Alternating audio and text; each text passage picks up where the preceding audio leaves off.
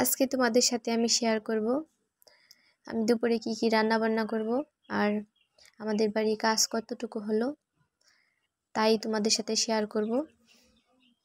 আসসালামু আলাইকুম, welcome back to my channel. আমি তন্নি আক্তার বলছি গাজীপুরে কাপাসিয়া থেকে। আমার প্রাণপ্রিয় কলেজের ভাইয়ারা আপুরা, আশা করছি যে যেখানে আছেন সুস্থ আছেন, ভালো আছেন। আলহামদুলিল্লাহ, আমিও আমার পরিবার নিয়ে ভালো আছি। তো আজকের ব্লগটি শুরু করলাম প্রতিদিনের মতো সকাল সকাল। তো আজকে সকালে অনেক পরিমাণে রোদ উঠেছে, মানে গরম গরম ফিল হচ্ছে। কার কার এরকম লাগে, কতদিন যাবত মানে অনেক গরম লাগে আর কি, মানে শীতের ভাবটা কীরকম জানি চলে যাচ্ছে। তো এখানে আমি ক্ষেতের পাড় বসে বসে রোদ পোহাচ্ছিলাম। আর এই দেখেন হাঁসের বাচ্চা কি সুন্দর, এগুলো কিন্তু পাতি হাঁস না, এগুলো চিলা হাঁসের বাচ্চা, অনেক সুন্দর, মানে চীনা হাঁস যেটাকে বলে আর কি, মানে আমরা বলি চিলা হাঁস। তো আমার শাশুড়ি এগুলো নিয়ে আসছে, আমি বলছি আমাকে এনে দিতে। তো আমার মানে এগুলোর প্রতি অনেক আগ্রহ মানে আর কি, পালার জন্য। তো দুপুরে রান্না বান্না করতে চলে এসেছি। সকালে কি করেছিলাম, ভাত ছিল কালকের। তো সকালে ভেবেছিলাম আলুর ভর্তা আর সিম ভর্তা করব। তো আলু আর সিম সিদ্ধ করেছিলাম।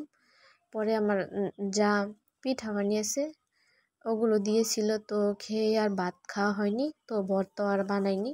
তো ভাবলাম আলু যেহেতু সিদ্ধ করেছি, তাহলে আলু দিয়ে টমেটো দিয়ে মাছের ঝোল রান্না করে ফেলি আর সিম ভর্তা করে ফেলি।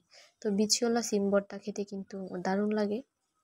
কার কার বিচিওয়ালা সিম খেতে ভালো লাগে, ভর্তা খেতে ভালো লাগে বিশেষ করে, অবশ্যই কমেন্টে জানাবেন। তো এখানে মাছ ভাজি করে নিচ্ছিলাম আর সিম ভর্তাটা এই ফাঁকি করে নিলাম। তো ভিডিওর এই পর্যায়ে এসে প্রতিদিনের মতো সে একটি বোরিং কথাই বলবো। আমার ভিডিওটি দেখার আগে অবশ্যই একটি লাইক দিয়ে দেখা শুরু করবেন। ইদানিং আমি দেখছি আমার ভিডিওতে কমেন্টের সংখ্যা বেশি, কিন্তু লাইকের পরিমাণটা একেবারেই কমে গেছে। একটা লাইক দিতে কিন্তু কষ্ট হয় না, একটা হাতের সাহায্যে কিন্তু একটা লাইক দেওয়া যায়। কমেন্ট করতে কিন্তু অনেকগুলো অক্ষর লিখতে হয়, যেরকম কষ্ট হয় কমেন্ট করতে, তো লাইক দিতে কিন্তু সেরকমের কষ্ট হয় না। তো প্লিজ দয়া করে একটি লাইক দিয়ে দেখা শুরু করবেন।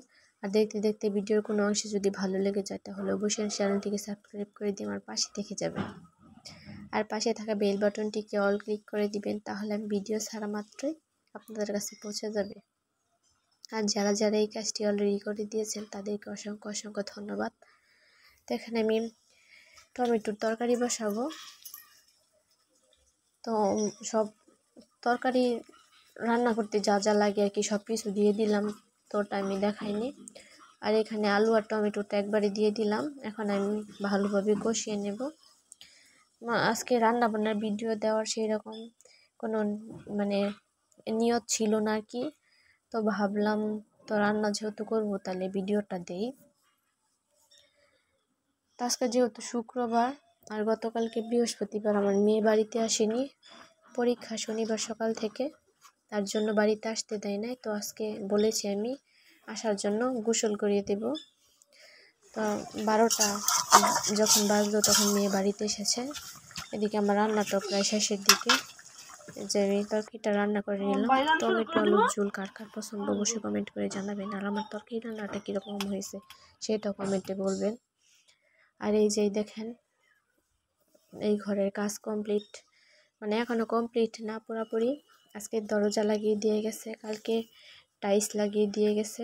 টাইলসের মধ্যে এখনও পটিন লাগানি বাকি আছে, কালকে মনে হয় লাগাবে, আজকে আসেনি।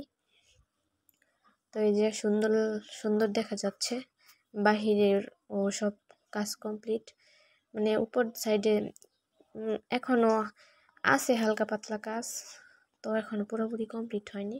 তো আজকের ভিডিওটা আপনাদের কাছে কীরকম লেগেছে অবশ্যই কিন্তু কমেন্ট করে জানাবেন।